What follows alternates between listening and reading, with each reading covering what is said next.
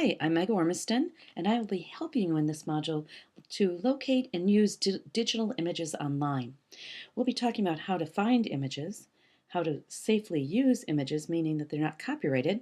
We'll talk about organizing digital images, appropriate use of images, and some collections there and places that you can get images, historic images, all types of images. And so we'll be looking at all those things as you join me for this module. First of all, we're going to start by locating images online. One of the things that we're not going to be covering in this module is using your own digital camera to capture images.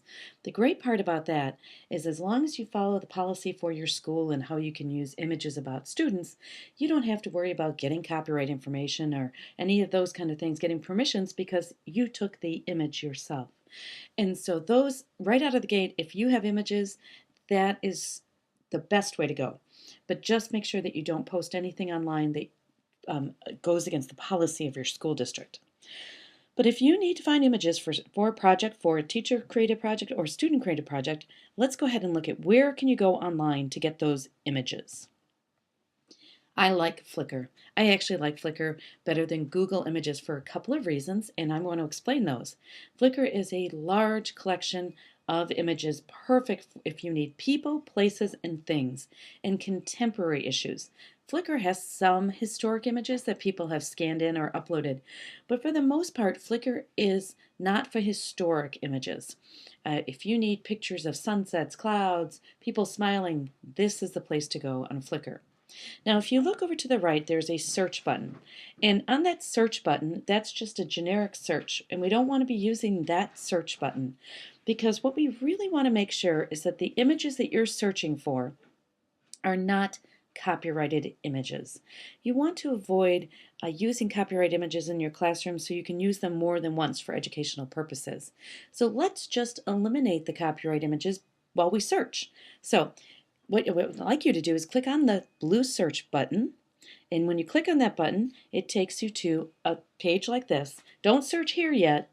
I want you now to look to the right, and I would like you to click on Advanced Search. Very, very important that you click on Advanced Search.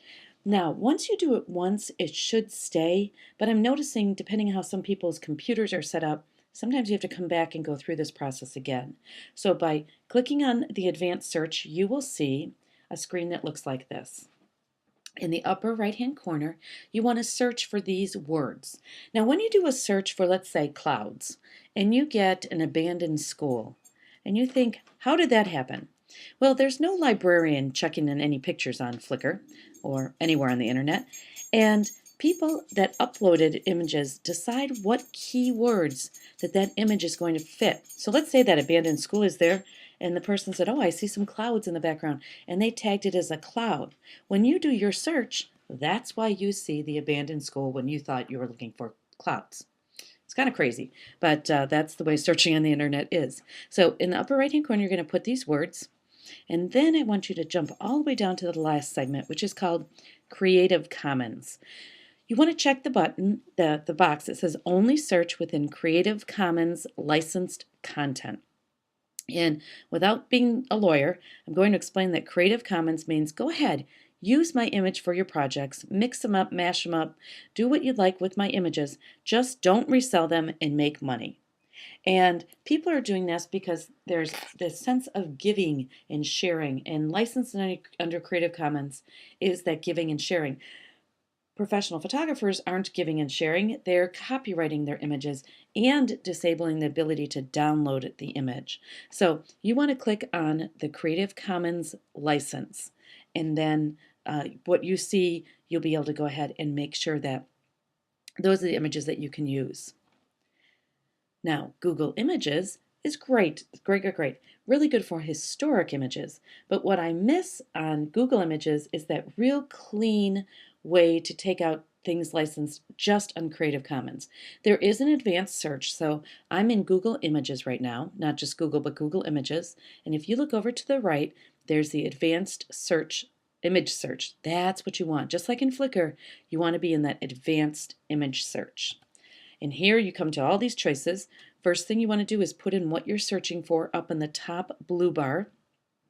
And then we're going to jump all the way down to the usage rights, which is the second to last one, and not filtered by license. That's the default. So if you want to change that, we're going to use the pull-down menu to do that. So again, this doesn't mean that you search for clouds and you're going to get that abandoned school, but we're hoping to kind of cut some things out. So you can pick all your different choices in here to see exactly what you're looking for. For example, if you want clip art for sure and you don't want images, you can just go ahead and clip art right underneath the blue section. So now let's go and look at usage rights in Google Images. The pull-down menu, not filtered by license, and then labeled for reuse, labeled for commercial reuse, labeled for reuse and modification. That's the one that I use most often because I want to reuse that image the person has uploaded, and I also want to modify it because I want to put it into my project, or maybe I want to edit it or something like that. So Google Image Search. Make sure you use the advanced image search. You know, sometimes you need to create your own image, and if you're lucky enough to be talented enough in Photoshop, you can do that. But if you're not, you can go ahead and use one of these nifty websites. And I love Imagechef, but it's not for children. It's not for children because there's virtual tattoos and there's a few inappropriate little images. So this is more if you need to make an image, let's say you want to put your name and the Hollywood Walk of Fame, this would be where you would come and you can do that. And these are royalty free. They're all stamped with the Imagechef copyright in the bottom, but you can go ahead and use these anywhere that you would like. So sometimes you need to create your own image. Now, if you're going to get into images, you need an organization system or they will be all over your hard drive. They'll be everywhere. And so we need some type of system. So let's take a look at what systems are available.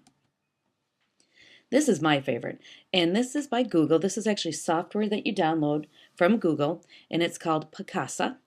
And what I love about it is the organization system. It puts everything in the library that's very easy to search, and it organizes things in really interesting ways. You can do it by date. You can do it by, oh, I like that timeline of the date. That's my favorite one. But recently added this feature that is face recognition. That's on Facebook, but I've never seen it in software.